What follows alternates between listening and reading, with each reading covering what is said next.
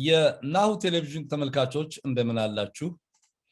ዛሬ በምዕራፍ ፕሮግራም ላይ ሁለት ከበድ ያሉ እንግዶች ከሰሜን አሜሪካ ጋብዣለሁ። የመጀመሪያዋ ኢትዮ አሜሪካዊት ወይዘሮ አስኳል ተፈሪ ወይንም በአፌክሽኔትሊ ኮልድ ኦን ማዳም ፕሪንሰስ ተብላ የምትጠራ ኢትዮጵያዊት ነች። ሁለተኛው ኢትዮጵያኒስት የሆነች አን ጋሪሰን ትባላለች። አን ጋሪሰን በሰሜን አሜሪካ ከሚኖሩ የውጭ ሀገር ዜጎች በከፍተኛ ደረጃ በመልክ ነጭ በልብ ኢትዮጵያዊ ሆነችና በጣም ለኢትዮጵያ በየተለያዩ ቦታዎች ዓለም አቀፍ መድረኮች ላይ ለኢትዮጵያውያን ወግና በኢትዮጵያውያን ላይ የሚደረገውን ደብል ስታንዳርድ በመታገል በማጋለጥ የምትታወቅ ጋዜጠኛ ነች። ማዳም ፕሪንሰስ እና አን ጋሪሰን ውድ ጊዜያችሁን ሰውታችሁ የዚህ ፕሮግራም እንግዳ በመሆናችሁ በናሁ ቴሌቪዥን ዝግጅት ክፍል በተመልካቾቻችሁ እንዲሁም በፕሮግራሙ አዘጋጅና አቅራቢ ኤልያስ አወቀ ስም ከፍተኛ ምስጋናዬን አቀርባለሁ። ተናስተልኝ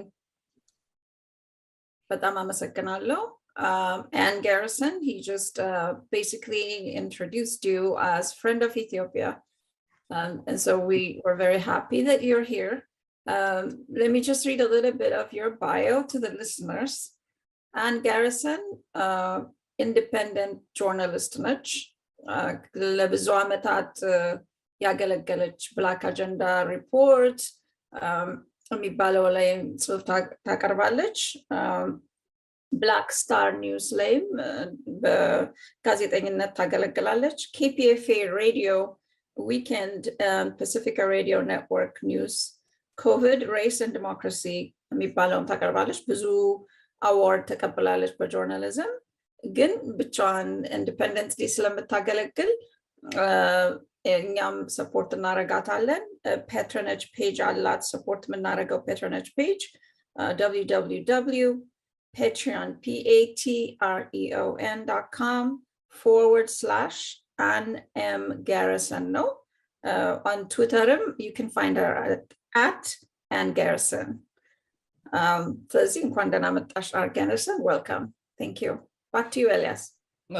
እሺ እንግዲህ ማዳም ፕሪንሰስ አንቺ እና አን ጋሪሰን ሰሞኑን አንድ ፕሮግራም ነበራችሁ ኖቬምበር 8 በሚደረገው ላይ የሚድተርም ኢሌክሽን ላይ በተለየ ሁኔታ በዲሞክራቲክ እና በሪፐብሊካን በሚል ሁለት ፖላራይዝድ ከሆነ ፓርቲ መረጣ ይልቅ በብሎክ የቱ ሪፕሬዘንታቲቭ የኢትዮጵያን አጀንዳ ሊያስቀድም ይችላል፣ የቱ ሪፕሬዘንታቲቭ ኢትዮጵያ ላይ ሊተላለፉ የሚያስፈልጉት ሳንክሽኖችን ሊያስተናግድ ይችላል፣ ማዕቀቦችን በሚል ደረጃ ለመምረጥ የተለየ ዝግጅት አድርጋችኋል። እስኪ ስለሱ አንቺና አን ጋሪሰን በነበራችሁ ነገር ላይ ያላችሁን ሐሳብ ግለጭልኝ። Okay, that's a good question. We on now yesarano the question Anna is how to do about the election and how effective we should be in voting in block. On የኢትዮጵያን አሜሪካዊ ዜጎች ምክር ቤት ኢትዮጵያን አሜሪካን ሲቪክ ካውንስል ለሃውስ ኦፍ ሪፕሬዘንታቲቭስ and ለሴኔተሮቹ ኢንዶርስ ያረጋቸው ካንዲዴቶች አሉ።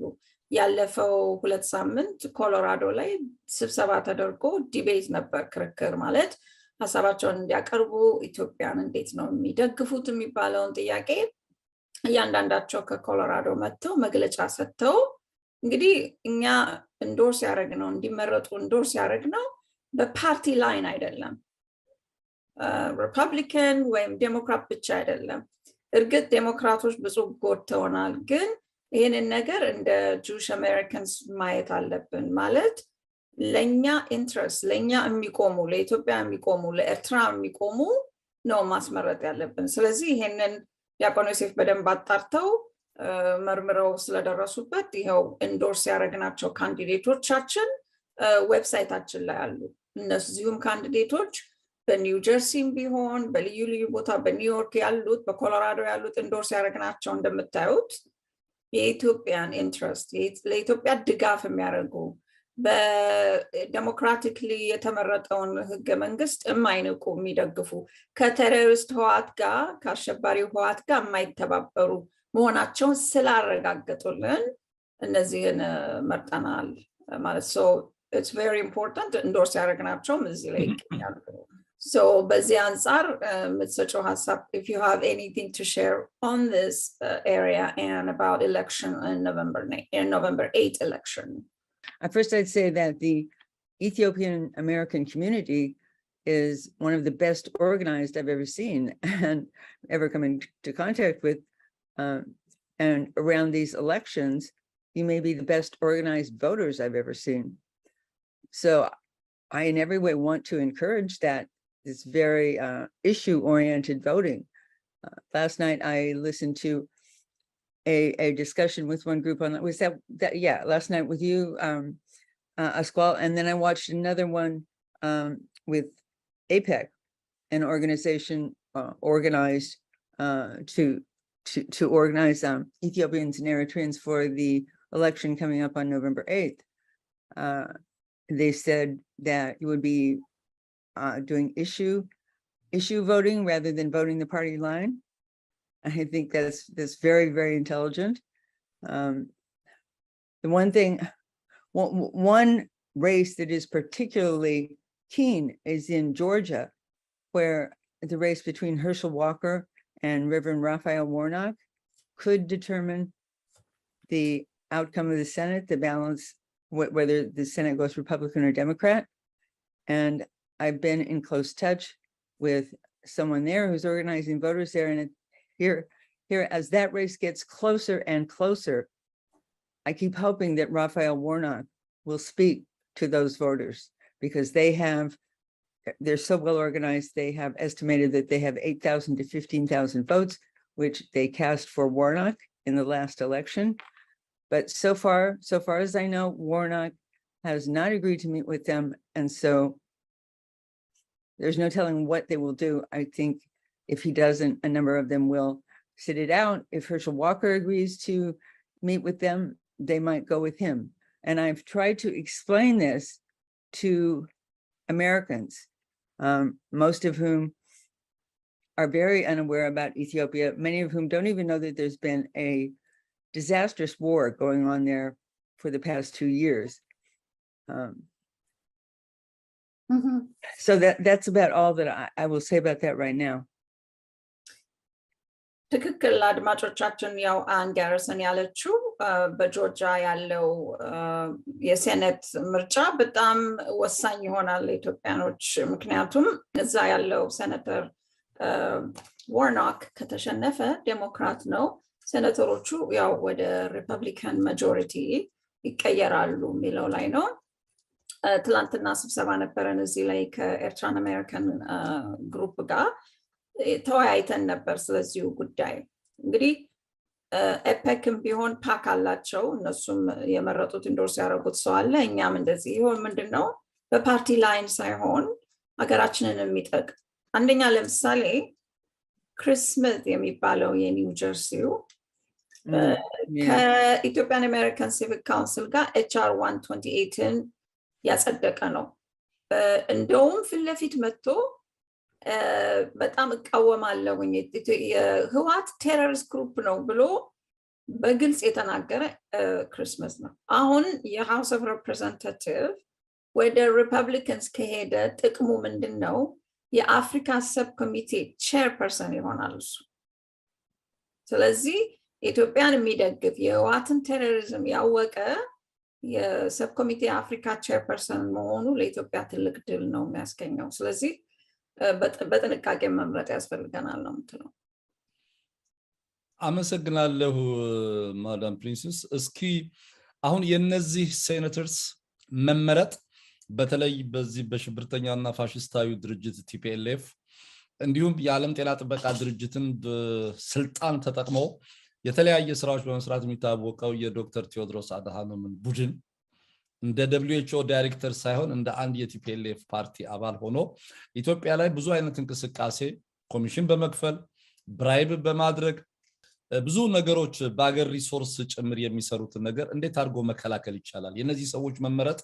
አሜሪካኖች ኢትዮጵያ ላይ ሊያደርጉ የሚችሉትን ተጽዕኖ በምን ደረጃ መጋፈጥ ይቻላል እንዴትስ አድርጎ ማስቀረት ይቻላል He's a disgrace he has broken every rule about neutrality codified by the the UN and by his own organization, the WHO. He has powerful backers, most of all Bill Gates, and the WHO is funded largely by the Gates. It's funded about 50% by assessments of UN members, and otherwise by the Gates, the two Gates foundations, the Bill and Melinda Gates Foundation and the Gavi Foundation. He has seemed almost untouchable, but I think because of all the work that Ethiopians and Ethiopian Americans have done to expose his use of his huge platform for his own political purposes, he is finally being investigated. The complaints have finally been turned over to an investigative organ of the WHO. I've done all I can to expose this in a publication called The Gray Zone. Most recently, I wrote about the fact that when a huge supply of fuel was stolen in Tigray. Yeah. And he told it was stolen from the World Food Program, and even the head of the World Food Program, who had not been bold enough to criticize Tedros before, came out and said this was an outrage and that people were going to starve because they didn't have the fuel to deliver this food. And he just totally ignored it. He just kept on tweeting about Tigray genocide. So I hope he will ultimately be exposed further. And I hope that this investigative unit will hold him to account. But otherwise, I think the Ethiopian American and the Ethiopian community just need to keep up the pressure. I will probably report on that again. I produce an hour-long show for Pacifica Radio once a week, and I also contribute to the KPFA Weekend News. I contribute to Black Agenda Report and the Gray Zone, thegrayzone.com. And so I will keep up the pressure on Tedros as I'm able. My other question is, የኔ ሌላው ጥያቄ ምንድነው? ዶክተር ቴዎድሮስ አድሃኖም የዓለም ጤና ጥበቃ ድርጅትን ስልጣን በመያዝ as a ዳይሬክተር ጀነራል በማንኛውም ዓለም አቀፍ ጤናን በሚመለከት ከ195 ሀገሮች በላይ በማህበርነት የሚያስተዳድር መስሪያ ቤት ሄድ ሆኖ in every political forum, in every platform of the WHO ህዋትን ይህንን ፋሽስት ኦርጋናይዜሽን ፕሮቴክት ለማድረግ ልክ እንደ አንድ የትግራይ አክቲቪስት ነው እየሰራ ያለው። በሰሜን አሜሪካ የሚገኙ ጋዜጠኞች ይሄንን ነገር ለማጋለጥ ለምንድን ነው ወደ ኋላ የሚሉት? መጋለጥስ የለበትም ወይ? ከዩኤን ማንዴት ውጪ ነው ባለበት ቦታ በጣም በእርግጠኝነት ሁለተኛ ዙር እንደማይመረጥ ሶስተኛ ዙር እርግጠኛ ስለሆነ ነው። በዚህ ደረጃ ላይ እንዴት ነው ጋዜጠኞች በተለይ አሶሲዬሽንም ካለ የሰሜን አሜሪካ ጋዜጠኞች ማህበር ከዚህ በላይ ወንጀልም የለም፣ ይሄንን ወንጀል ሊያጋልጡ ይገባል። ምክንያቱም ዶክተር ቴዎድሮስ አድሃኖም የኢትዮጵያ እፍረት የአፍሪካ እፍረት ነው። he's the shame of Africa and Ethiopia እና በዚህ ላይ ምን ሰርታችኋል? አንቺስ በግልሽ ምን ድረስ ሄደሻል ይሄን ነገር ለማጋለጥ?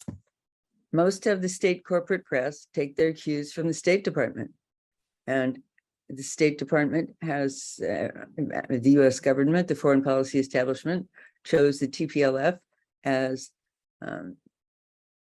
their group, the group that they had chosen to control the Horn of Africa. The state corporate press take their cues from them, and there's been really very little break in that narrative, and recently it's gotten worse. And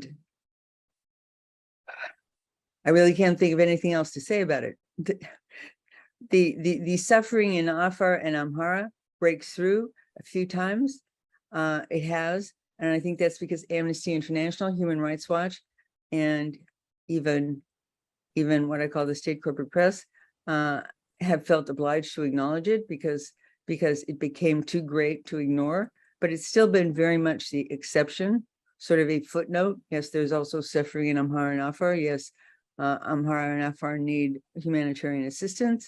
But then the focus is always turned back to Tigray genocide. And it just shows you how craven and compromised the state corporate press is.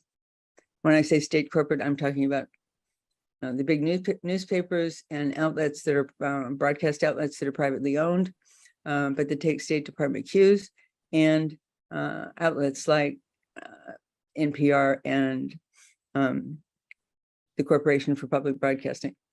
Well, Voice of America is actually a little bit better than those, and it can actually be better than Reuters and AP, who tend to write reports based on either just what they're told on press releases or on phone calls. Whereas Voice of America is actually on the ground, and though they're usually loyal to the propaganda, they more often get the breakthrough story with the truth, as they did recently in Afar, where they wrote that the aid trucks were rolling past desperate Afaris on their way to Tigray. This is something that I wrote about in my outlets, that New Zealand journalist Alistair Thompson and I went to see for ourselves when we were there in April and May.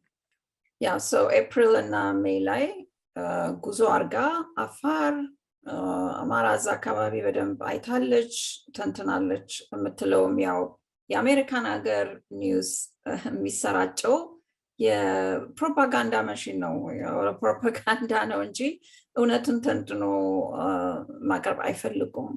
እና ቪኦኤ ትንሽ የተሻለ ነው፣ አትሊስት ሁኔታውን እንትና ጽፈዋል። ሌሎቹ ግን እንደምታውቁት ከሆነ ኢንክሉዲንግ ፒቢኤስም ቢሆን እንደውም ዲሞክራሲ ናው የሚባለው እንኳን ድሮ የምናየው ዲሞክራሲ ናው አሁን ማየት አቆመናል። ቢኮዝ እነሱ ሪላይ እናደርግ ነበረ ጥሩ ኢንፎርሜሽን ይኖራቸዋል። አሁን ግን የፕሮፓጋንዳ ማሽን ሆነዋል ለዴሞክራቲክ ፓርቲ ቤሲክሊ። በጣም ያሳዝናል በእውነት። I forgot to mention Democracy Now! That was really disappointing. It has been really disappointing. They have relied primarily on CNN, and Nima El-Bugger and CNN won an Emmy Award. In the past week or two, they were presented with an Emmy Award for their reporting on Ethiopia and this Tigray genocide narrative. That shows you just how committed the foreign policy establishment is to this story, to the Tigray genocide story, that CNN was given this award.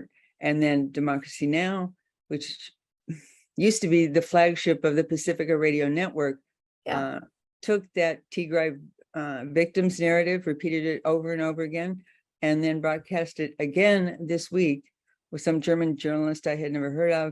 That was really disappointing, but Democracy Now! Has been taken in by the humanitarian imperialist argument since the war on Libya.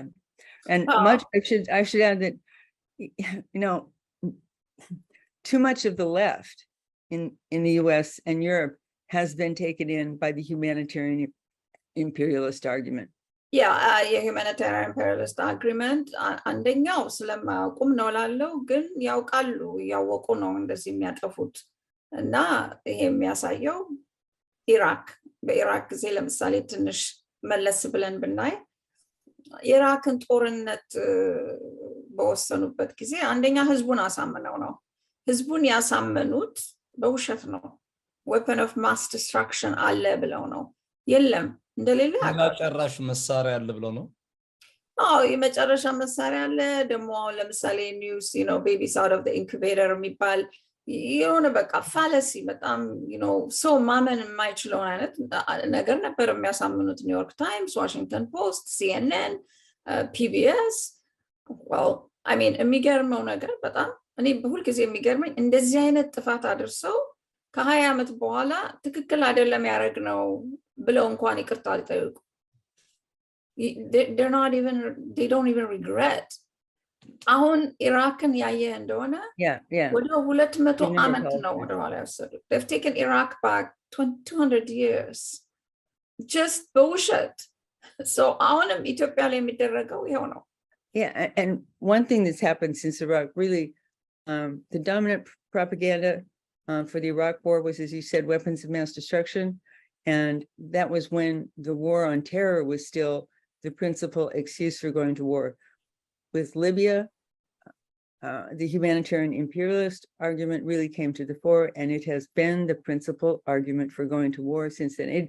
It was manifest in the war in Yugoslavia, when the United States and NATO bombed to bust up the Yugoslavian nation, which has been a real warning, I think, for Ethiopia, because it's often seemed that the US motive in Ethiopia is to break up the nation. If they can't have it, they want to see it broken into ethno-linguistic states.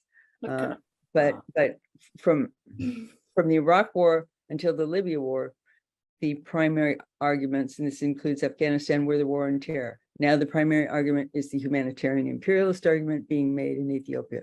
Yeah, አሁን ለሁማኒታሪያን ብለው የሚያደርጉት ነገር ከዚህም በፊት ዩጎስላቪያም እንዳደረጉት ነው፣ አፍጋኒስታን ላይ የሚታየው ነው። በተለይ ሊቢያ ላይ ያያችሁ እንደሆነ ባንጋዚ ላይ የዘር ማጥፋት ወንጀል እየተደረገ ነው ብለው ነበር የዘከሩት። ባንጋዚ በፍጹም ጄኖሳይድ አልነበረም። ግን ክፋቱ ምንድነው? ሊቢያ ይሄንን ውሸት የሊቢያ ጋዳፊ ይሄንን ውሸት እንደሚተርቱበት ባወቀ ሰዓት ተነስቶ ኃይለኛ መልእክት ሰጠ እና እሱ ትንሽ አልረዳውም። እናጠፋቸዋለን እንደዚህ ነው አለ እና ግን ይሄ ጄኖሳይድ የዘር ማጥፋት ባንጋዚ ብለው የጀመሩት የአሜሪካን ሀገር መዝጋቢዎች ጆርናሊስት እና CNN ሁሉ በሐሰት ነው፣ በሐሰት ያልሆነ ነገር ነው ያለው እና ሁልጊዜ እንደምታየው ይሄ ምንድነው የሚያሳየው? ፓተርናቸው ነው የሚያሳየው። ፎርሙላ አላቸው። ፎርሙላው ምንድነው? አንድን አገር ከመገልበጣቸው ከማጥፋታቸው በፊት እንደዚህ አይነት ወይም የዘር ማጥፋት ወንጀል ወይም የሆነ ያልሆነ ነገር ብለው ብቻ ይወነጅላሉ። ከወነጀሉ በኋላ ሄደው ወይንም መሪውን ያነሳሉ። መጀመሪያ ህዝቡን ከመሪው ጋር ያጣላሉ። የሲአይ ኦፕሬቲቭ እንደሆነ ማየት ይቻላል። ምክንያቱም በሄዱበት ሀገር በሙሉ ይሄንን ነው የሚያደርጉት። እንዳለችው እሷ መጀመሪያ ዋር ኦን ቴረር ነበረ፣ ሁለተኛው ደግሞ ሁማኒታሪያን ነው። ሁማኒታሪያን ነው ብለ ደግሞ ከጮክ ብዙ ሰው አይቃወምም። And let me add, and that the humanitarian imperialist argument has been particularly effective at co-opting what we might call what has been called the left, although that's somewhat confused now, since Tucker Carlson is the most prominent anti-war activist in the US at this point. But the social justice communities have been particularly vulnerable to the humanitarian imperialist argument. Yeah. Who's against stopping genocide and mass atrocities? Right. Unfortunately, they have forgotten what Ajamu Baraka said, which was just ask yourself, when the US has intervened on behalf of the people, the answer is never. Never. በፍጹም ዩናይትድ ስቴትስ ለህዝቡ ብሎ አይዋጋም። ለራሱን ኢንትረስት ለመጠበቅ ነው ብዙ ጊዜ የሚዋጋው። ግን ሲያታልሉ የሚነግሩት ምንድነው? ሁማኒታሪያን ለህዝቡን ለመርዳት ነው፣ የተራበውን ለመርዳት ነው፣ ጄኖሳይድ የሆነበትን ለመርዳት ነው ብለው ነው የሚገቡት። እና እነሱ ደግሞ እንደዚህ ሲሉ አብረዋቸው የሚሰለፉት የሶሻል ጀስቲስ ኦርጋናይዜሽንስ ናቸው። ስለዚህ ፎርሙላውን በደንብ አድርገው አቀናብረው ይዘውታል። ያው እንግዲህ እንደሚታወቀው በዚህ ኪሊንግ ሆፕ በሚል በዊሊያም ብለን የተጻፈ መጽሐፍ የዩኤስ ሚሊተሪ ኤንድ ሲአይኤ ኢንተርቬንሽን ሲንስ ወርልድ ዋር ሰከንድ 60 አገሮችን ቻይና 1945 to 1960 ጨምሮ ግሪክ የለ ኢታሊ፣ ፊሊፒንስ፣ አልቤኒያ፣ ኢራን፣ ጀርመኒ፣ ኢስተርን ዩሮፕ፣ ዌስተርን ዩሮፕ ኔሚት በሙሉ 60 አገሮች ውስጥ 55 አገሮች ውስጥ ይሄንን ነገር በማድረግ ሲታወቁ የሚያሳዝነው ነገር ግን ይሄንን የአሜሪካን አገሮችን የማፍረስ ተልኮ የግሪድ ካፒታሊዝም ይሄ በስስት ካፒታሊዝም ላይ የተመሰረተ ነገር በተለይ አፍሪካ፣ ላቲን አሜሪካና ኤሲያ ላይ ለሚያደርጉት እንደዚህ አይነት ወረራ መፈንቅለ መንግስት ማድረግ፣ በደም መፋሰስ፣ በህዝብ ስም in the name of humanitarian assistance የሚያደርጓቸው ወንጀሎች በሙሉ የሚደገፉት በእነ አምነስቲ ኢንተርናሽናል፣ በእነ ኢንዳውመንት ፎር ዴሞክራሲ እና በሌሎችም ድርጅትና ሚዲያዎቻቸው ናቸው። CNN፣ BBC፣ The New Yorker፣ Washington Post፣ The Guardian፣ The New Yorker፣ USA Today እነዚህ ሁሉ ሚዲያዎቻቸው አፍሪካ ውስጥ ሆነን ዜና ስንሰራ ስለ ባላንስ ስለ ኦብጀክቲቭ ኦፍ ጆርናሊዝም ይነግሩናል እነሱ ግን ሲሰሩት አብረው የሚዲያ ሰራዊት ሆኖ ነው የሚሄዱት ይሄንን እንዴት አብዛኛው የሰሜን አሜሪካና የአውሮፓ አውስትራሊያና አፍሪካም ያለ ሰው ሊረዳ የማይችለው ለምንድን ነው አሁንም ቢሆን ያርድስቲኩን እነሱ የሚለኩት ነገር ሆኖ ይወሰዳል በተለይ ኢትዮጵያውያንና ኤርትራውያን እነዚህን አይነት አፍሪካውያን አትላርጅ እነዚህን ሚዲያዎች ተጽዕኖ እንደ እውነተኛ ማረጋገጫ በሞኖፖሊ ይዘው ርካሽ ዜና የሚቸረችሩትን መቃወም እንዲቻል ከጋዜጠኞች ምን ይጠበቃል ከእንደዚህ አይነት ፎረም ምን ይጠበቃል Well, you can always write to these outlets. You can write and you can call. However, my best advice is to turn away from them and begin to follow independent media. Black Agenda Report, Consortium News, Counterpunch at times. Counterpunch has been publishing some great work by Graham Peebles, a British journalist. He has another piece today in Counterpunch. CNN's audience is dwindling Right. more and more. And so my recommendation regarding CNN has just been turn it off. Just turn it off. I know sometimes we assume that most of America is reading these outlets. And unfortunately, most of educated America reads the New York Times and the Washington Post and thinks that therefore they are informed. But these are propaganda outlets who are just a little less sophisticated. A little more sophisticated than others.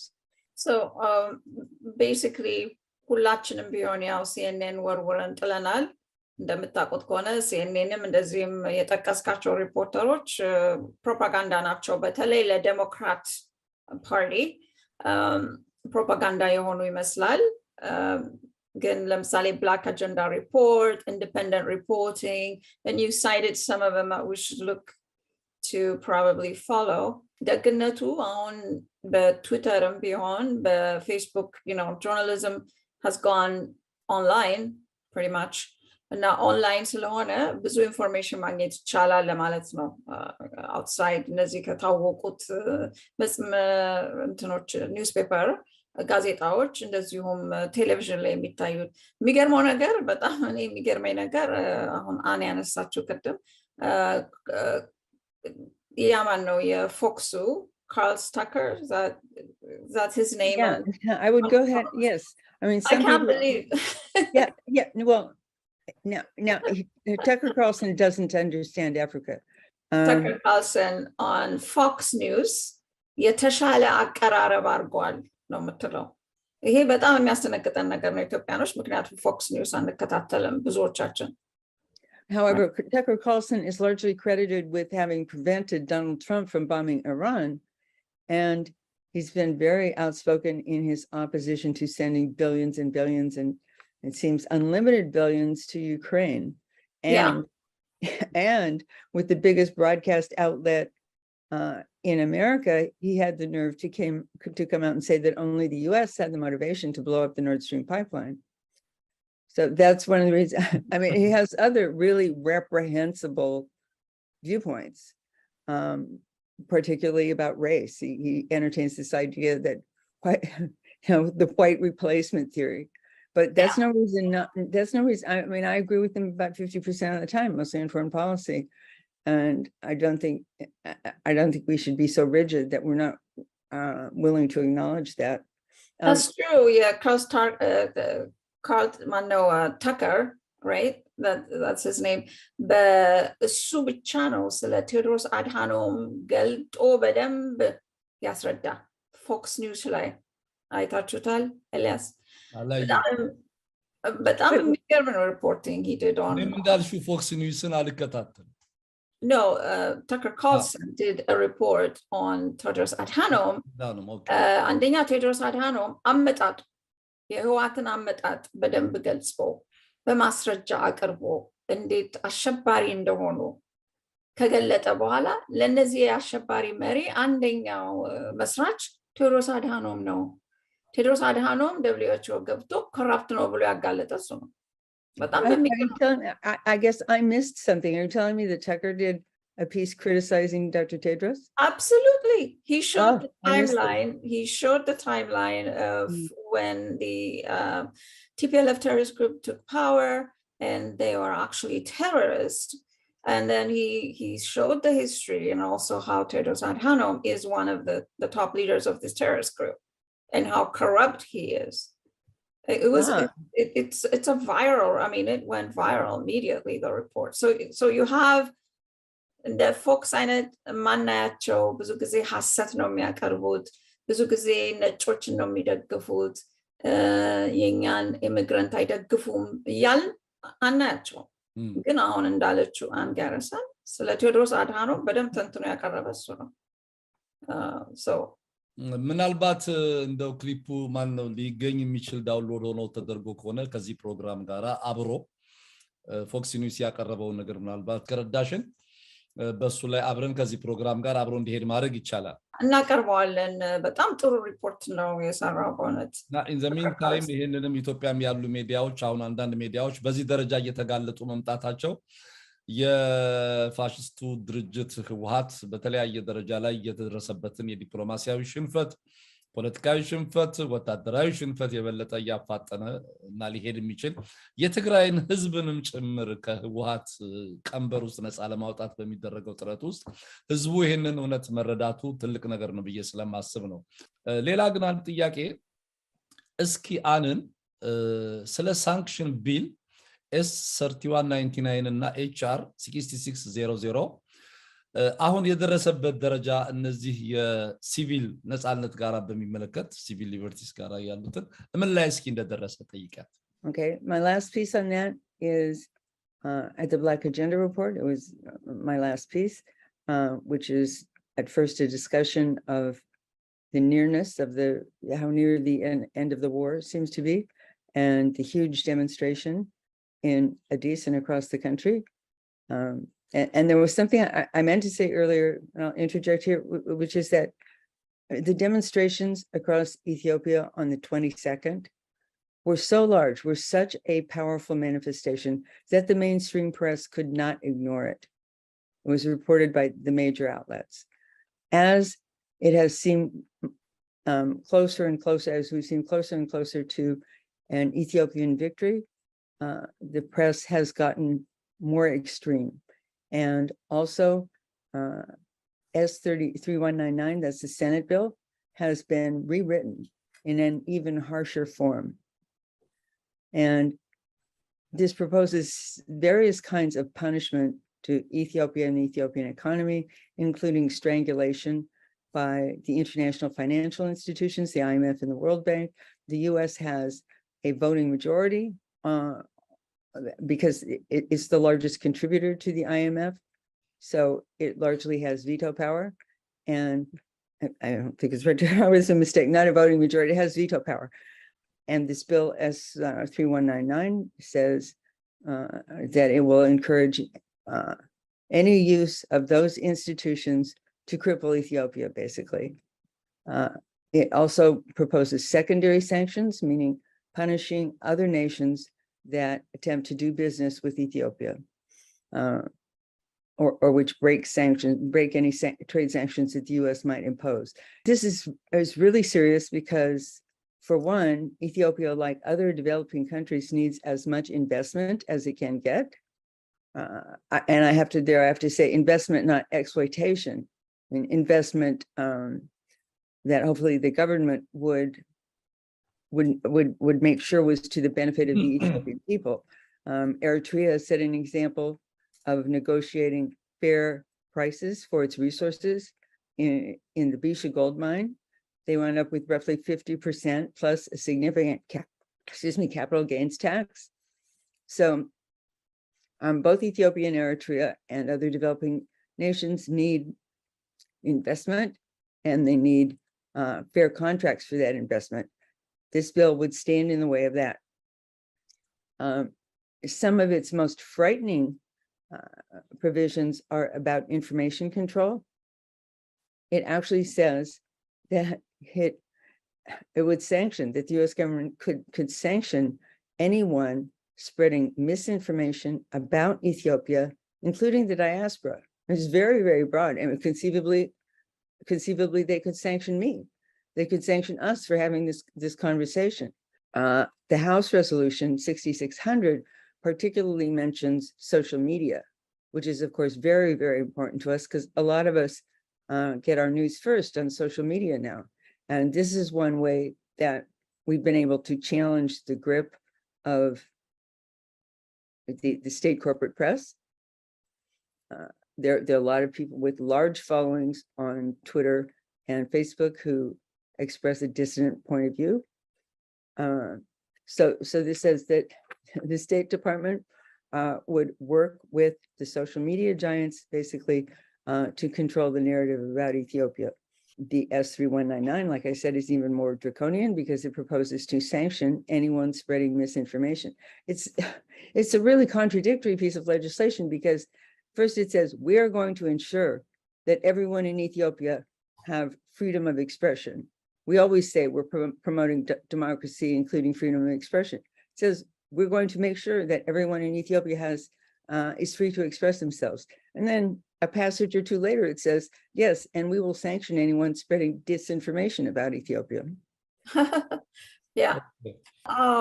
Conceptually capture large ያለችው በጣም የሚያስገርም አይነት ነው። አንደኛ መጀመሪያ ስትናገር ያለችው የኢትዮጵያ የተደረገው ሰላማዊ ሰልፍ አንደኛ ህወሓትን በመቃወም እና የኢትዮጵያን ሉዓላዊነት በመደገፍ የተደረገው ሰልፍ በየከተማው የተደረገው በጣም አስገራሚ ነው እና ይሄም ሚዲያ ከቨር አርጎታል።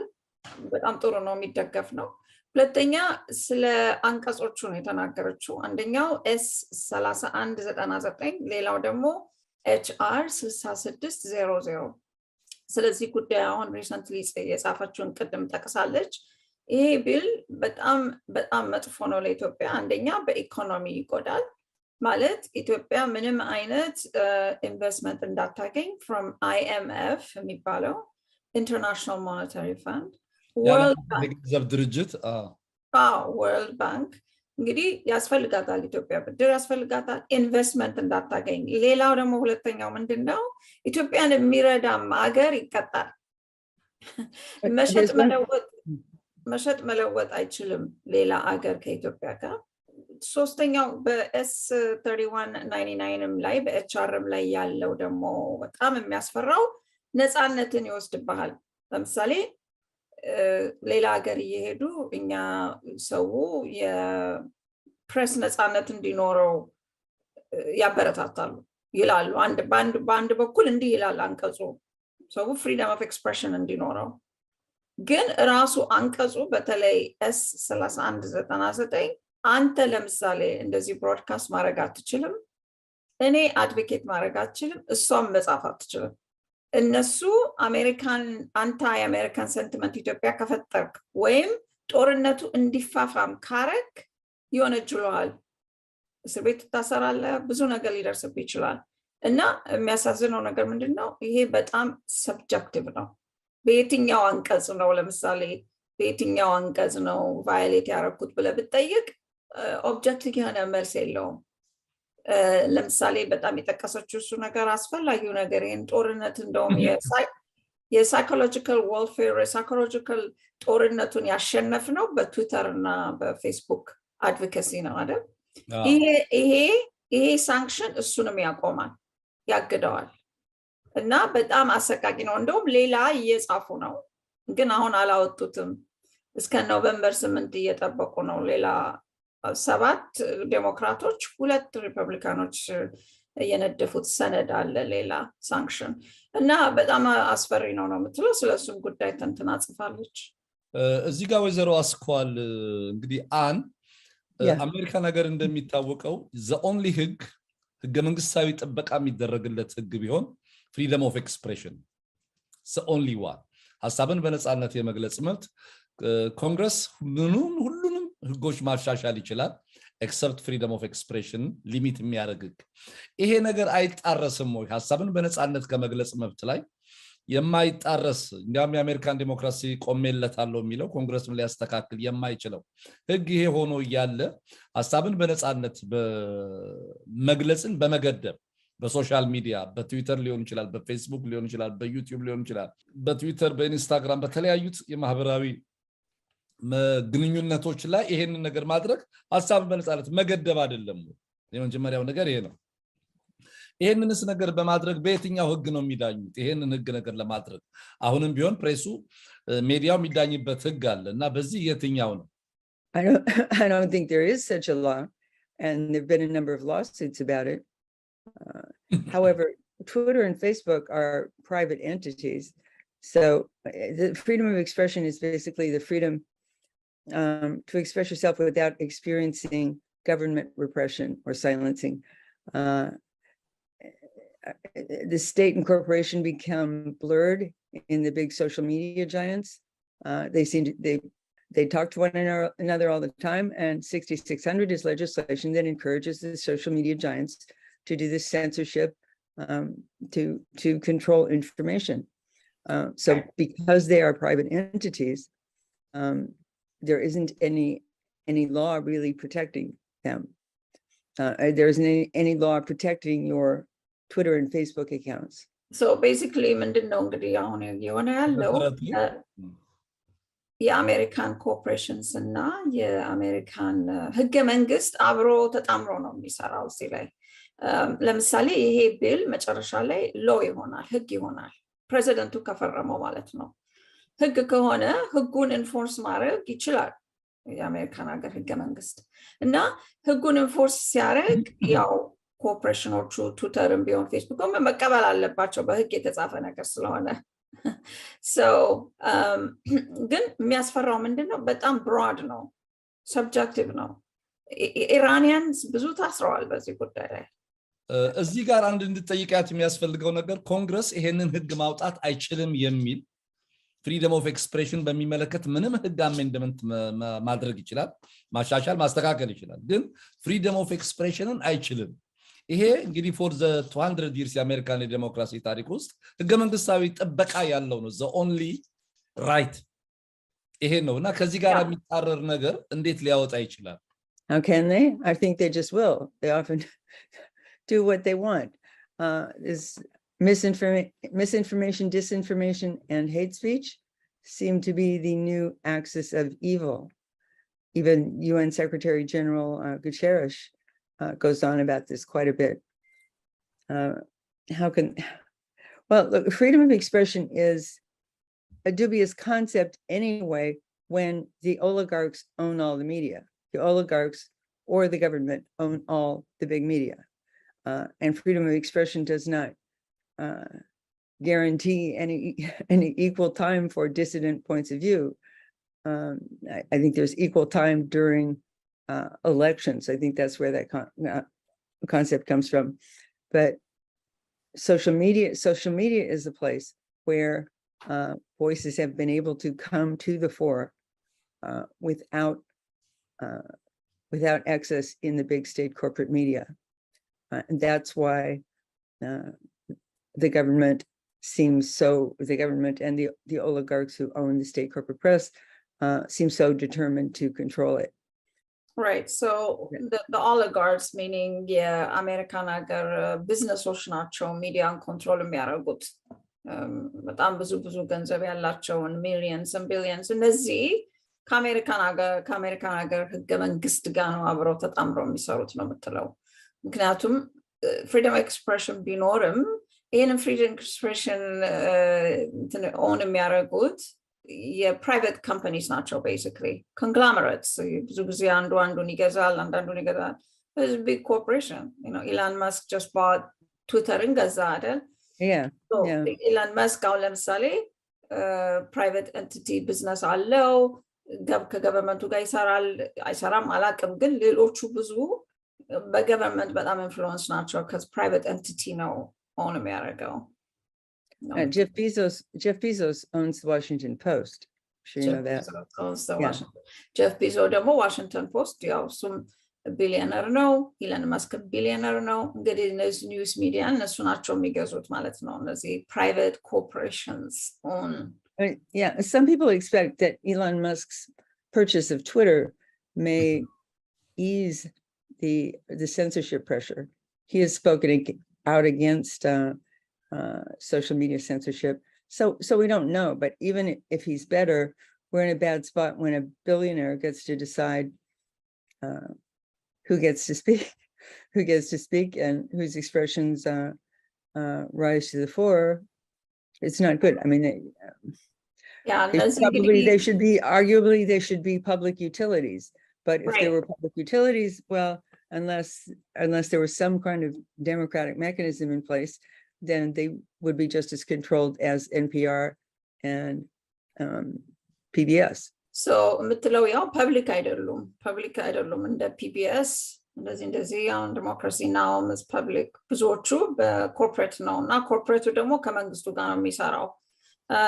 አንድ ነገር እዚህ ላይ መጥቀስ መፈልገው ቢፈቀድልኝ the fairness doctrine የሚባል አንድ ነገር ነበር አሜሪካ ማለት fairness doctrine በኤፍሲሲ ምንድነው የሚለው ባላንስ የሆነ ቪው ማቅረብ አለብህ። ለምሳሌ ከዋት ቴሮሪስት ከሆነ አሸባሪ ከሆነ ይሄኛውን ማቅረብ አለበት ወይም የትግሬ ደግሞ ሊበሬት መደረግ አለበት ምናምን ጄኖሳይድ ምትል ደግሞ ከሆነ የኢትዮጵያን ህገ መንግስት ሁኔታ ማቅረብ አለበት የሚል ፌርነስ ዶክትሪን የሚባል ነበረ። 1987 ላይ ሬገን አሰረዘው ፌርነስ ዶክትሪን። So እና እንደ ኒውት ጊንግሪች አይነቶች እንደ ፎክስ ኒውስ አይነቶች ዝም ብለው ውሸት የሚናገሩ ተፈጠሩ እዚህ ሀገር ላይ። ፌርነስ ዶክትሪን አትሊስት እንደዚህ አይነት ዶክትሪን ሰው ኒውስ ሚዲያዎች የሚመሩበት ዶክትሪን ይህንን ካላከበሩ ደግሞ የሚቀጡበት በኤፍሲሲ በኤፍሲሲ ኦርዲናንስ ኖሮ የሚቀጡበት እና የሚታዩበት ነገር ቢኖር የተሻለ ውጤት ያመጣል ብዬ አስባለሁ። ግን ፌርነስ ዶክትሪን ሬገን ብዙ ነገር ነው ያበላሸው በእውነት። አንደኛው ፌርነስ ዶክትሪን ማጥፋቱ ነው እዚህ ሀገር ላይ። ከዛ በኋላ ሚዲያው በጣም ተበላሽቷል። ኮርፖሬት ነው ኦን የሚያደርገው ኮንስፒረሲ ቲዮሪስ ኒውስ ነው አሁን እና በጣም ከባድ ነገር ነው በእውነት። ያው እንግዲህ እንደሚታወቀው ያለንበት ዘመን የዜጎች ጋዜጠኝነት የተስፋፋበት ነው። ሲቲዝን ጆርናሊዝም ነው ፕራክቲሱ። የዲጂታል ቴክኖሎጂው ሬቮሉሽናይዝ ያደረገው ነገር ከሜንስትሪም ሚዲያ ወጥቶ ዜና በከሞኖፖሊ ወጥቶ ኤቭሪ ስማርትፎን ያለው ሰው በሙሉ በቃ ዜና አቅራቢ የሆነበት ጊዜ ላይ መጥቷል። በተወሰነ ደረጃ ኮንትሮለብል አይደለም። ያው እንግዲህ እንደሚታወቀው የምዕራብ ካፒታሊዝም በዴካደንሱ ላይ በጣም ይሄ ያረጀ የበሰበሰ ያለ ስርዓት ስለሆነ የዛ ስርዓት መገለጫ መንገዶች ተደርገው ይታሰባሉ። እነዚህ ግን እስኪ ለምሳሌ ኢትዮጵያን በጦርነቱ የተጎዱ ቦታዎችን ጎብኝታ መጣለች።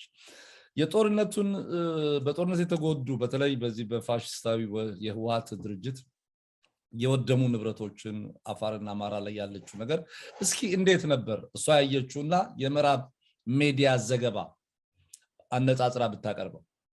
Well, I first went to Amhara region. I went to Lalibela, the mountain town, which is home to the magnificent rock-hewn churches built by King Lalibela.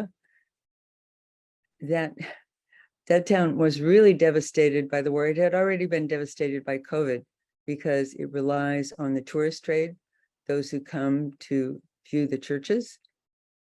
So it had already been devastated by COVID, and then it was devastated by the war. Its economy is shattered. It also had no electricity or running water, or virtually none. The last time I talked to someone, I maintained contacts there, he said that electricity was somehow delivered for 4 hours once a week. I was fortunate enough to be able to stay in a hotel where they turned on a generator for some hours at night. If there were enough people in the hotel to justify the expense. As soon as I came into the town, I saw people carrying jerry cans to the streams. And later I saw them lining up with jerry cans at a big water tank. I saw this several times. I have not heard that this is different since then. People were really struggling with the devastation to the economy. Recently, I heard from someone there, it was heartbreaking. He was afraid he was about to lose his house. Oh. He was a tour guide in the Raccoon churches, and he was about to lose his house, the house that he had bought for his family. I went from Lalibela to Sakota, which is up near the border with Tigray. And there were many refugee camps. Excuse me, internally displaced persons camp. There's something a little bit too sterilized about the term internally displaced persons camps to me.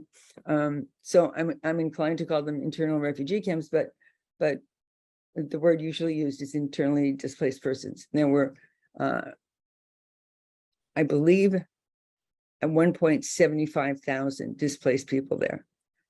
Jamal Countess, the photographer, and I went to 3 camps where people were living in horrendous conditions, with thousands of people gathered under one big roof.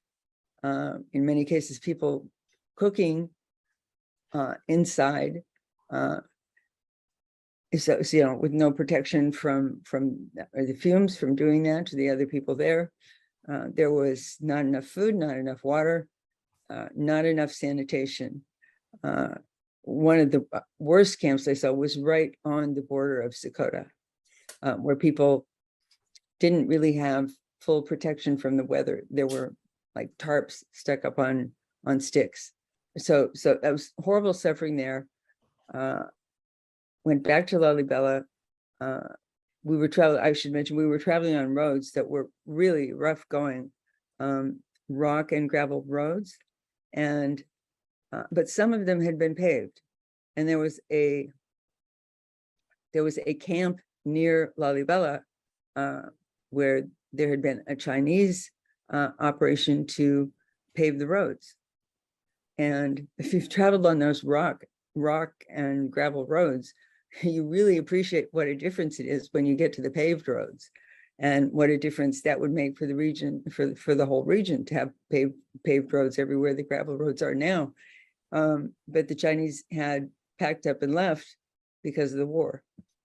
So then I went back to Addis Ababa, and we went, well, no, first we went to IDP camps on the A2 highway, and there were camps all up and down the highway. This year, Ethiopia surpassed, or in 2021, it had a greater number of internally displaced people than any other country in the world.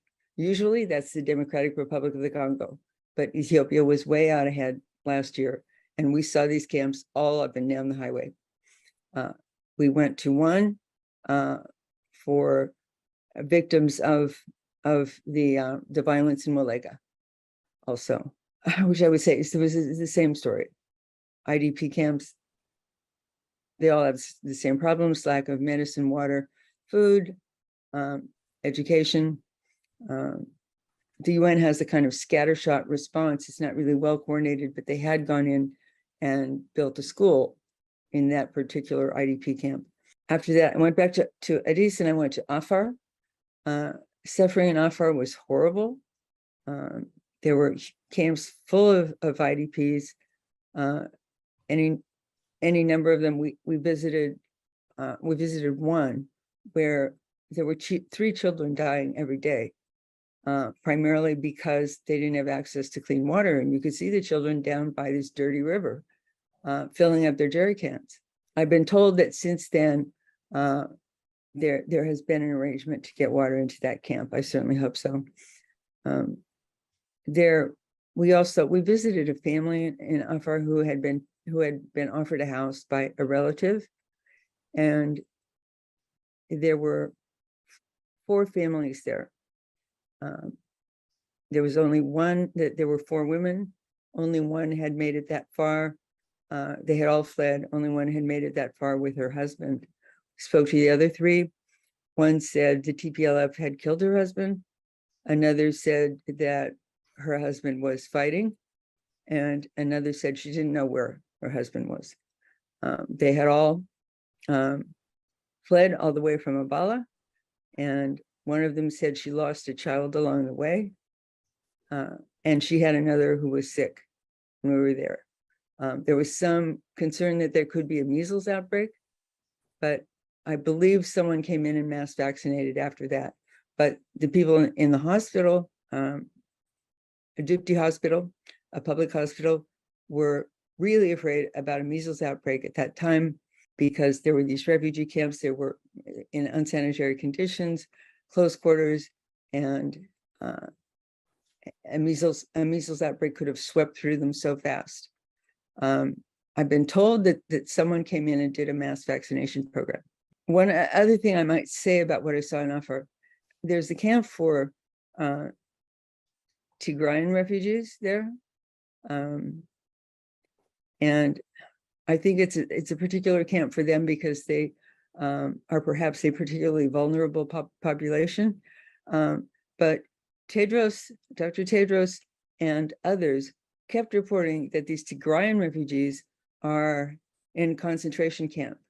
And they show video and pictures of these, walls with barbed wire fence around them and so forth. We didn't go inside that camp, but we drove past it quite a few times, and there was no such thing, no fence, no barbed wire. We could have walked in anytime anybody else could have walked out. And that became a propaganda trope repeated over and over again. I didn't go all the way north to Abala. Alistair Thompson, the New Zealand journalist I was traveling with, did, and he took pictures and video of a hospital there that was totally destroyed and looted. And Malaika, the woman who's often known as the Angel of the Desert, an Australian woman who decided to live among the Afar and married an Afar pastoralist, she told us that there had been a very expensive medical facility with state-of-the-art equipment that was built by a German foundation, and it had been totally destroyed by the TPLF. We also saw a hospital, a medical facility in Amhara that had been completely destroyed, and the equipment had been very precisely pulled out of the walls or carried off. So this is important to understand because the destruction of medical facilities in Tigray has been another of the propaganda tropes repeated over and over and over. Recently, there's been a headline very prominent that the entire medical system in Tigray has collapsed. I have not seen that headline about Amhara or Afar. I haven't seen anything reported about the destruction and looting of these medical facilities. Right.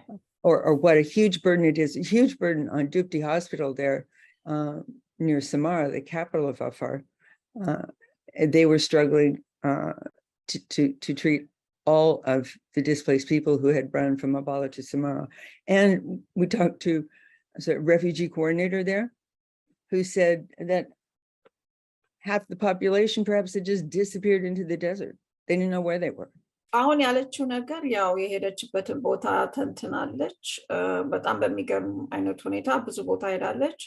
ያየችው ነገር መጀመሪያ በላሊበላ ነበር የሄደችው። ከዛ ሰቆጣ ሄዳለች ሬፊጂ ካምፕ።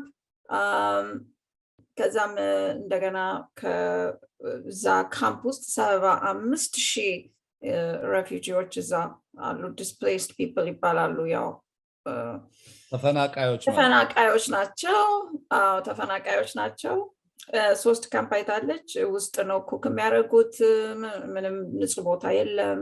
ከዛ ኤቱ ሃይዌይ የሚለው ላይ ሄደች። ወደ ላሊበላ እንደገና ስትሄድ እንደገና ቻይኒሶች የሰሩት መንገድ ነበር። ግን ያ ቻይኒሶች የሰሩት መንገድ ያው ጦርነቱ ሲነሳ ጥለው ሄዱ እነሱም። ስለዚህ ያ መንገድ አልተሰራም። ምንም መፈናፈኛ የለም እዛ ቦታ። በሚቀጥለው የተመለሰችበት ቦታ ወደ ለምሳሌ ዶክተር አድሃኖም ቴድሮስ አድሃኖም ብዙ ጊዜ የትግራይ ሬፊጂ ካምፕ አይታለች። በአካባቢው ሄዳ አይታለች፣ አልገባችም። እና ቴድሮስ አድሃኖም የሚለው በኮንሰንትሬሽን ካምፕ ነው፣ በዋየር ነው የታጠረው፣ እንደዚህ የሚል ፕሮፓጋንዳ እያደረጉ ነው። ግን ይሄ እውነት አይደለም። በዛ አካባቢ ሄዳለች፣ አይታለች። እንደዚህ አይነት ነገር የለም። አፋር የምትሰራ ሴትዮ ማላኪያ የምትባል አውስትራሊያን አፋር ሰው አግብታ እዛ የምትኖር ሆስፒታሎች አፋር ውስጥ ብዙ ሆስፒታሎች ተደምስሰዋል። መሳሪያ የላቸውም። ይሄም ብቻ ሳይሆን በአማራ አካባቢ ያሉ ሆስፒታሎች ኢኩፕመንታቸው ሁሉ ወጥቶ ምንም ነገር የለም። በፍጹም ደምስሰዋቸው አጥፍተዋቸዋል ሆስፒታሎቹ ዲስፈንክሽናል ናቸው በወለጋም አካባቢ በአማራ በተነሳው እዛም የተፈናቀሉትን አይታለች በሄደችበት ቦታ ብቻ ካምፕ ውስጥ ብዙ ሰው ተጨናንቆ ያለ ውሃ ያለ መብራት ነው የሚኖረው አንድ ቦታ እንደውም በሶስት ህፃናቶች በየቀኑ የሚሞቱበት ቦታ ላይ እንደርሳል አይታለች እና በሽታ አለ ሚዝል አውትብሬክ ነበር ከዛ ቫክሲኔት ተደረጉ እና በሄደችበት ቦታ ብቻ ስቃይ ላይ ነው ያለው ህዝቡ የተፈናቀለው ህዝብ ስቃይ ላይ ነው ያለው ላሊበላ ያለ ሰው አንድ ቤቱን ሁሉ አጣ እና ይሄ ያው የፋይናንሻል ስትሬን አለው የጤንነት እንትን አለው በጣም አሰቃቂ ሁኔታ ላይ ነው ያሉት ነው የምትለው እስኪ ይሄ the state of the art technology ነው ያለችው የጀርመን ሜዲካል ነገር እንዳለ ወድሟል Yeah, according to Malaika, it was totally destroyed. It would take millions of dollars to rebuild it. ይሄ እንግዲህ የጦርነት ወንጀል ነው በጦርነት ወንጀል ዩናይትድ ኔሽንስ ያስቀመጠው ሆስፒታሎቹን ማጥፋት ወንጀል ነው ግን ቴዎድሮስ አድሃኖም ስለ ትግሬ ብቻ ነው እንጂ የሚናገረው ስለ ትግሬ ክልል ነው እንጂ ስለ አፋርና አማራ ላይ የጠፉትን ሆስፒታሎች አንድም ቀን አንስቶ አያውቅም ይሄም ራሱ ወንጀል ነው በእውነት እሷ እንግዲህ የአይዊትነስ ነች በሄደችበት ቦታ በጣም የአይን ምስክር ነች እንደዚህን አይነት ውድመቶችና ያው ህወሓት በዩ ዶክተር ቴዎድሮስ አድሃኖም ይሄንን የዚህን የፋሽስታዊ ድርጅት ስራ ብቻ ፕሮፓጋንዳ የሚሰራ ነው እሷ ሄዳ ካየች በኋላ የአይን ምስክር የሆነችባቸው ነገሮች በተለያየ ሚዲያ ላይ ለመጻፍ ሌሎች ሚዲያዎችንም እንደዚሁ ኢንፎርም ለማድረግ ሞክራለች A piece in Black Agenda report, it's called The TPLF Destruction of Afar. And there was one other thing I forgot to mention about that. We saw aid convoy after aid convoy heading north past the devastated Afaris on their way to Tigray. And, you know, I said that real news sometimes breaks through in the VOA, the Voice of America, because they're on the ground, not just reporting from Nairobi on the phone. And they ran a story about the Afaris asking, why are all these aid trucks just passing us on their way to Tigray? We're hungry too. Yeah. So what was the name of the article on Black Agenda report, the TPLF? The TPLF Destruction of Afar. Okay, እንግዲህ ለአድማጮቻችን አሁን እንደዘገበችው TPLF Destruction of Afar የሚለው Black Agenda report ላይ የህዝባዊ ወያኔ ሓርነት ትግራይ ወይንም የህወሓት የአፋርን ከተማ ውድመት አርስቱ ያው በእንግሊዘኛ ስለሆነ ነው Black Agenda report ላይ ገብታችሁ ማንበብ ትችላላችሁ ሌላ ነገር ደግሞ The Black Agenda report, it's a magazine, it's also on online, right? On online. It doesn't have a print. It doesn't have a print version. It's a website, and there's also Black Agenda Radio there.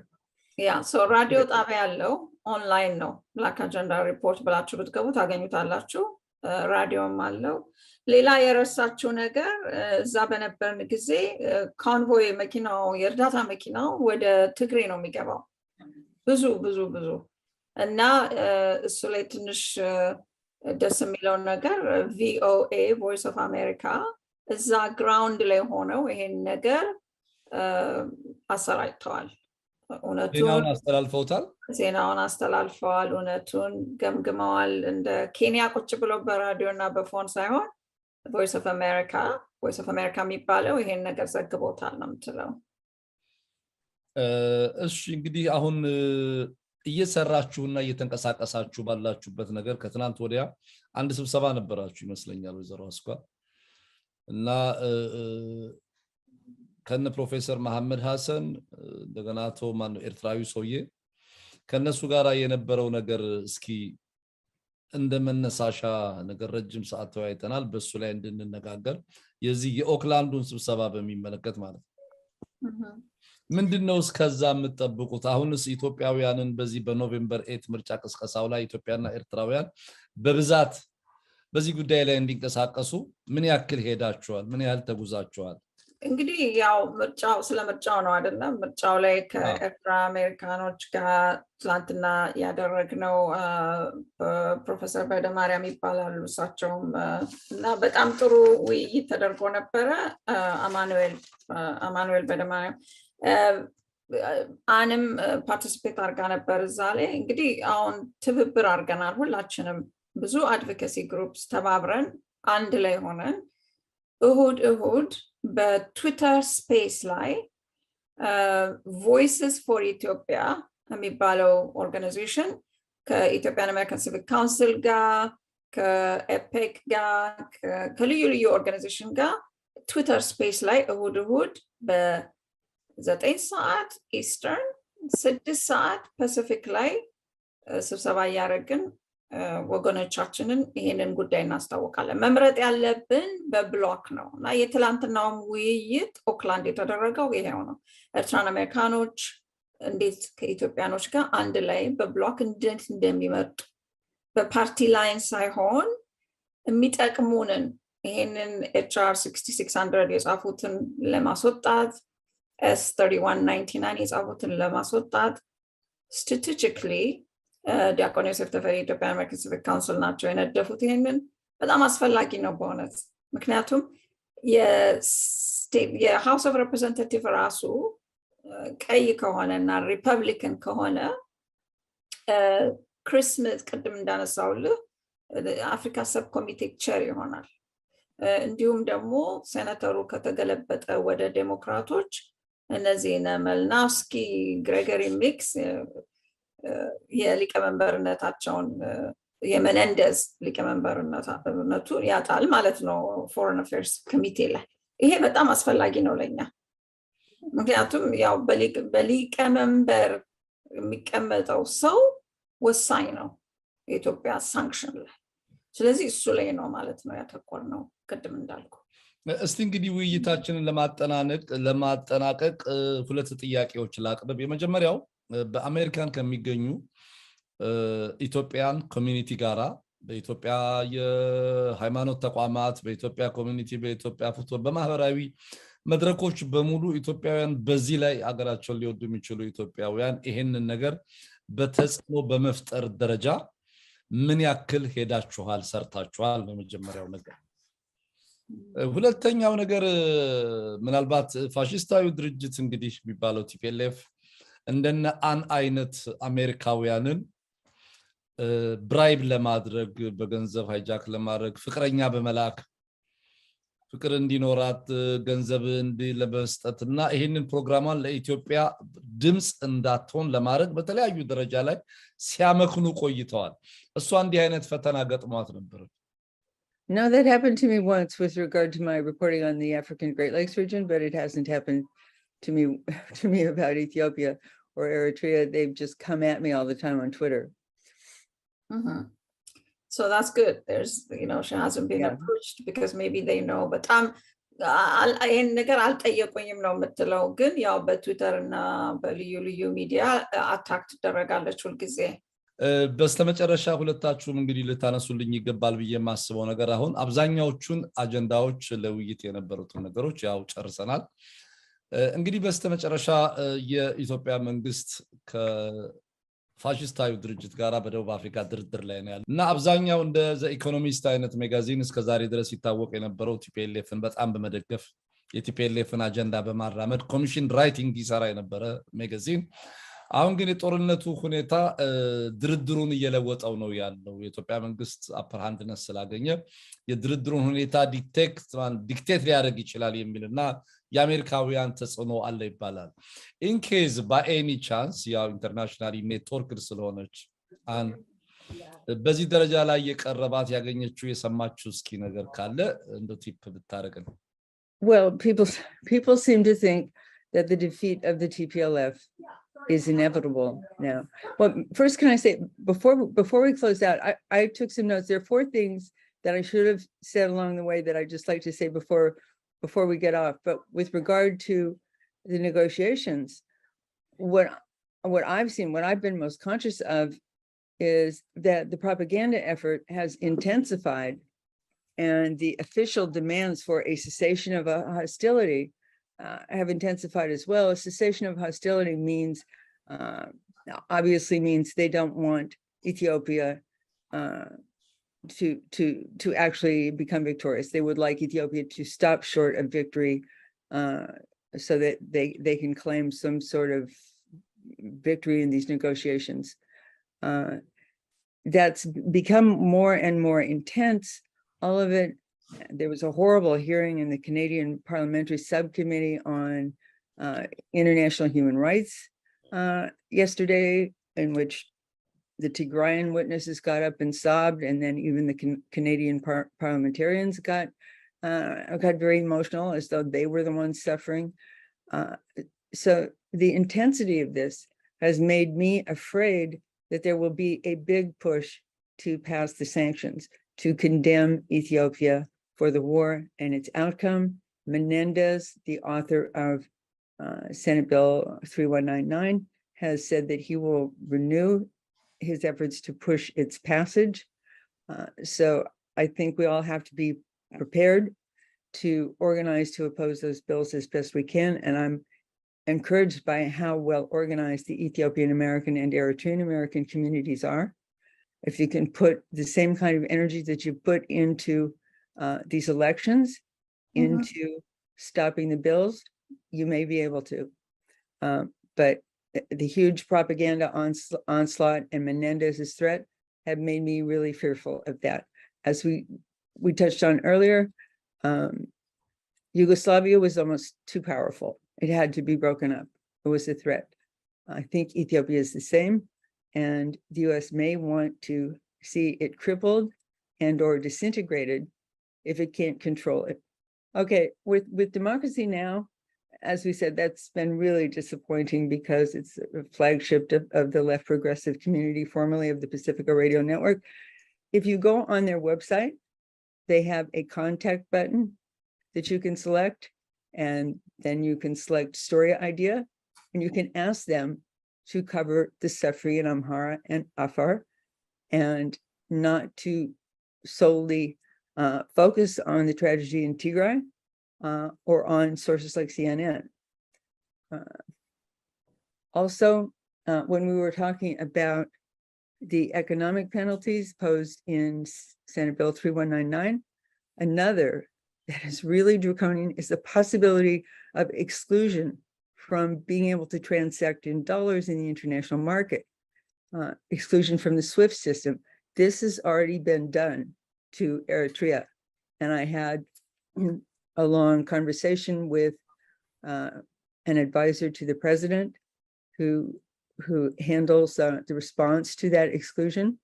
And Eritrea is very, very resilient. They've been able to do it. But Ethiopia may be facing that too. And if so, there would be one of, I believe, 4 countries excluded from transaction in dollars in the international markets, those being Russia, Eritrea, and the other 3 being Russia, Eritrea, and Cuba. So that's one of the dangers. That's another danger of Senate Bill 3199, more reason to organize against it. Another thing I wanted to mention was going back to Lalibela, what we observed in Lalibela. When Lalibela was occupied, there was a concentration of the top TPLF military in one place. It was a hotel. They had taken over a particularly nice hotel, and they were gone. Lalibela had been liberated. There had been a surgical strike on this one hotel where the TPLF officers were concentrated. It wasn't pretty. It wasn't pretty. There were dried pools of blood where they had died. But the reason I'm mentioning this is because there has been all this bad press recently about the ENDF indiscriminately bombing in Tigray, bombing hospitals, bombing schools, killing civilians, etc. The one time, as I understood it, that they bombed Lalibela was when they destroyed this hotel where the officers were staying. And I think that was decisive in driving them out of Lalibela. የሆቴሉ ስም ምንድነው ታስታውሰው ይሆን? Remember the name of the hotel? No, I'm afraid I don't remember the name of the hotel. It might be in the piece. The first piece that I wrote for Black Agenda Report was about Lalibela and Sokoto. And so it might have been in there, but it's not something I can remember right now. Jamal Countess and I went there. He took quite a few photographs. Okay. እንግዲህ ማጠቃለያው ላይ የተናገረችው በጣም አሳሳቢ ነገር ነው። ስለ ሳንክሽኑ ቢል ተናግራለች። ባጭሩ ሳንክሽኑ በጣም አሳሳቢ ነው ለኢትዮጵያ። ምክንያቱም ብዙ ነገር ነው የሚያደርገው። አንደኛ ያው በኢኮኖሚክ ሳንክሽን አለው። ሁለተኛ ደግሞ ኢትዮጵያ በዶላር እንዳትነግድ የሚያግድ ነው። ይሄኛውን 4 ሀገር ብቻ ነው እንደዚህ አይነት ቅጣት የተሰጠው፣ ራሻ፣ ኤርትራ and then Cuba። እንግዲህ ያው ኢትዮጵያ 4ኛው መሆኗ ነው። እንግዲህ እንደዚህ ከሆነ ማለት ነው። ግን በጣም ደስ የሚላት ነገር እንደገለጸችው ኢትዮጵያን አሜሪካኖች በእውነት መመስገን ይገባቸዋል። ኤርትራን አሜሪካኖች መመስገን ይገባቸዋል። ምክንያቱም በደንብ ነው የሚፋለጡት ለሀገራቸው ይቆማሉ። እንደምታውቁት ለምሳሌ ሊቢያ ያኔ ቦምብ በተደረገ ጊዜ፣ ኢራክም እንደዚህ በውሸት በሐሰት አገሩ እንደዚህ ሲደበድቡ ወጥቶ ለነሱ የጮኸ ኢራካዊ አሜሪካ የለም፣ ሊቢያዊ አሜሪካ የለም። ኢትዮጵያኖች ግን ወጥተን እንጮሃለን፣ አክቲቪዝም ይዘናል፣ እንመርጣለን፣ እንተባበራለን። ከኤርትራኖች ጋር ይህንን ማቆም እንችላለን። የኔጎሽዬሽኑን በተመለከተ ድርድሩን በተመለከተ ሰሞኑን የኒውስ ሚዲያ ፕሮፓጋንዳው በጣም ተፋፍመዋል። በጣም በሚያሳስብ አይነት ነው የተፋፋመው። የካናዳ ፓርላመንት ገብተው ትግራይን ካናዲያንስ ማልቀስ ጀመሩ። ካናዳም የነበሩት ሬፕሬዘንታቲቭስም እነሱም ሂውመን ራይትስ እያሉ ነው እንግዲህ። እና ይሄ የሚያሳየው ምንድን ነው? አሜሪካ ወደ ሳንክሽን ሳትሄድ አትቀርም ኢትዮጵያን ሳንክሽን ለማድረግ እና እሱ ላይ ብዙ መፋለጥ ይኖርብናል። ለምሳሌ ሊበራል ብለን የምናስባቸው ዲሞክራሲ ናው የሚባለው ኦርጋናይዜሽን እንዴት ሚዲያው በአሚ ጉድማን እሱ አሁን ስለ አፋርና ስለ አማራ እንዴት አይዘግብም? ስለዚህ አክሽን ለመሄድ ከፈለጋችሁ ዲሞክራሲ ናው .com ሂዱና ስቶሪ አይዲያ የሚል በተን አለ። ስቶሪ አይዲያውን በተን ክሊክ አድርጋችሁ እስቲ ባካችሁ ስለ አማራና ስለ አፋርም ዘገባ አድርጉ ብላችሁ መጠየቅ ትችላላችሁ ብላለች። ያው ጦርነቱን ዌስተርንስ ምዕራባውያን የሚሉት ምንድነው? ጦርነቱ ይቁም ነው የሚሉት። ይሄንን እኔም እደግፋለሁ። ይሄንንም ለማለት ፈልጌ ነበር። አሁን መጨረሻው ጊዜ ሁሉም የሚሉት ምንድነው? ጦርነቱ ይቁም ነው።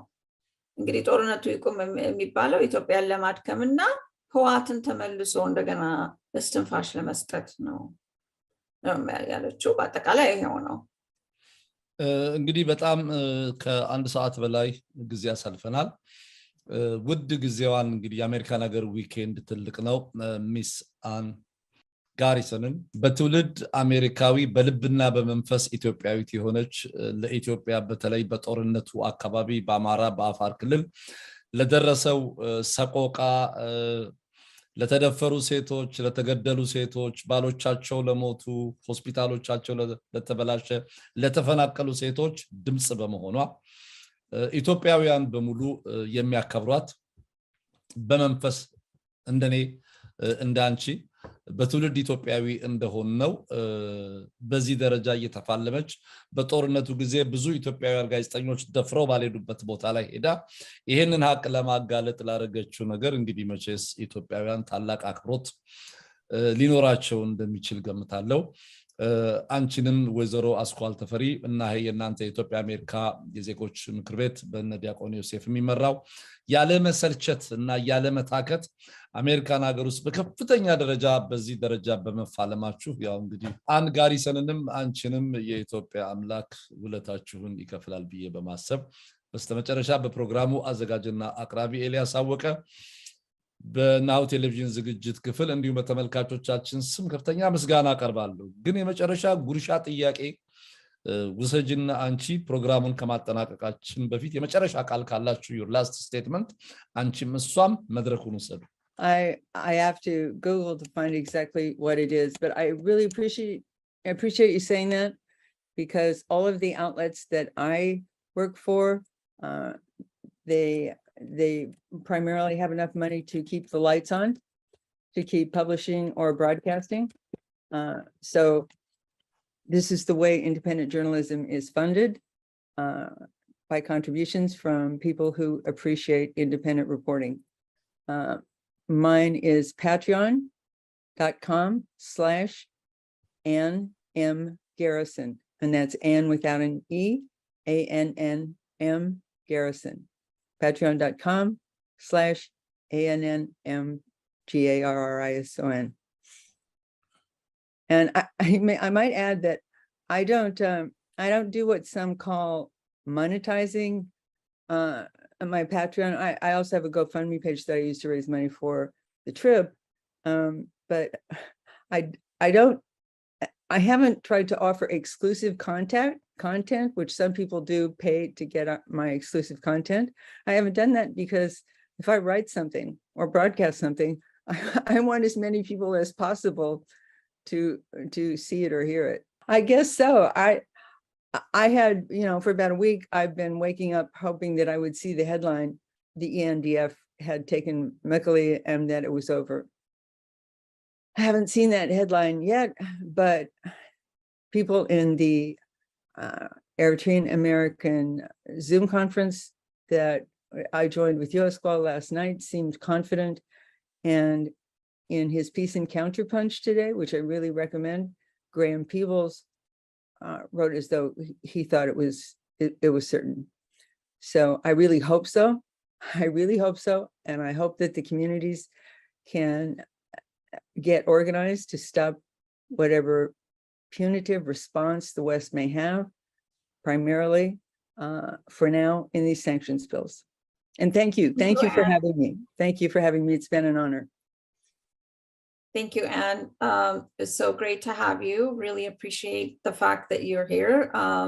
And basically, አሁን ያለችው እሷም ኢትዮጵያ እንድታሸንፍ ነው የምትፈልገው። ኢንዲፔንደንት ጆርናሊስት ነች። ፓትሮኔጅ ፔጅ አላት። ሰፖርት ማድረግ ከፈለጋችሁ Patreon, patreon.com/AnnM Garrison ነው። ስለ እሷ ማመስግናለች። ኢትዮጵያ እንደምታሸንፍ ታምናለች። እኔም ያው በዛው አንፃር ኔጎሽዬሽን አልለውም፣ ድርድር አልለውም፣ ንግግር ነው የምለው። ምክንያቱም ድርድር ላይ ሲሄድ ሁለቱም ፓርቲ ድርድር ላይ ሲሄድ አንደኛው ከማሸነፍ ፖዚሽን ኦፍ ስትሬንግዝ ይሉታል or a position of weakness በየትኛው ነው የመጣው ቢባል ኢትዮጵያ አሸንፋለች ጦርነቱን። ግን ክፋቱ ምንድነው? አሁን ምዕራባውያን ጦርነቱን አቆሚ ኢትዮጵያ ህዋት ሲያሸንፍ ጦርነቱን አቆም የሚባል ነገር አንሰማም። ግን የኢትዮጵያ ያሸነፈ ሲሄድ ጦርነቱን አቆም የሚባል ግፊት ከወስት መጥቷል። ይሄ ምንድነው? ህዋትን እስትንፋስ ለመስጠት ነው እና ተመልሰው ቫያብል እንዲሆኑ ነው። ይሄም የሆርን ኦፍ አፍሪካን ለመቆጣጠር ስለሚፈልጉ ይመስለኛል። እና ያው ኤርትራንም ጦርነት አቆም ይባላል። ግን አሁን ለምሳሌ እዚህ አሜሪካን ሀገር በዲሞክራቲክሊ የተመረጠውን ህገ መንግስት መጥቶ ከአንድ ቦታ ፈልሶ ሉጋቢል እሺ ብለው እንትን አይሉም አይደል? ይዋጋሉ፣ ፕሮቴክት ያደርጋሉ፣ ዲፌንድ ያደርጋሉ። ኢትዮጵያ ሉዓላዊ ሀገር ነች እና በጣም ደስ ያለኝ አሁን ምንድነው ህገ መንግስቱ ጥሩ መግለጫ እያወጣ ነው። ሉዓላዊ ሀገርነን ሀገራችን ስትደፈር ይሄንን ነገር ጸጥታችን ማስከበር አለብን። ሁለተኛ ነገር ደግሞ ጦር የአንድ ሀገር ጦር የሉዓላዊ ሀገር ጦር አንድ መሆን አለበት። ህወሓት ጦርነቱን ትጥቁን መፍታት አለበት። ለዚህ ድርድር ከዚህ ፈቀቅ ማለት አንችልም። ምክንያቱም ሱዳንም ቢሄዱ የትም ቦታ ቢሄዱ ጸረ ኢትዮጵያኖች ናቸው። ግብጽ ይሄንን ፈንድ ያደርጋል፣ እነሱን ይደግፋል። ስለዚህ ኢትዮጵያ ሰላም አታገኝም። ህወሓት አሸባሪ ህወሓት እስካለ ድረስ ኢትዮጵያ ሰላም አታገኝም።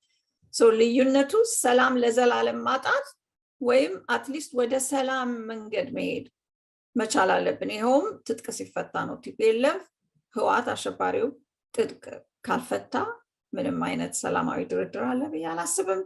ኢትዮጵያ ለዘላለም ትኑር። ሁላችንም እንመኛለን ኢትዮጵያ እንድታሸንፍ።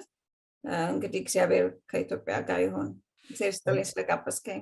አመሰግናለሁ ወይዘሮ አስኳል ተፈሪና ወይዘሮ አን ጋሪሰን በስተመጨረሻ እንግዲህ ለሎቢስት እየከፈሉ የናንተ ድርጅትም ቢሆን የኢትዮጵያ አሜሪካ ዜጎች ምክር ቤት ከፍተኛ ተጋድሎ ያደረገ ነው በተለይ ዜጎች በሰሜን አሜሪካ በአውሮፓም በአውስትራሊያም በአፍሪካም የምትኖሩ ኢትዮጵያውያን እንዲህ ሳይከፈላት ለኢትዮጵያ ከብዙ ኢትዮጵያዊ ካልሆኑ ኢትዮጵያን ለማፈራረስ ከሚሄዱ ኃይሎች ጋራ የኢትዮጵያ በጣም ተዋጊ ሆና በሚዲያው ዘርፍ ማለት ነው ግንባር ቀደም ተዋጊ ስለሆነች ፓትሮኔጅ ሚለውን የሷን ፕሮግራም ሰፖርት ማድረግ የኢትዮጵያን ኮዝ መደገፍ እንደሆነ ገምተው ልንተባበራት ልንደግፋት ልንረዳት ያስፈልጋል ብዬ ማሳሰብ እፈልጋለሁ በድጋሚ አመሰግናለሁ Thank you.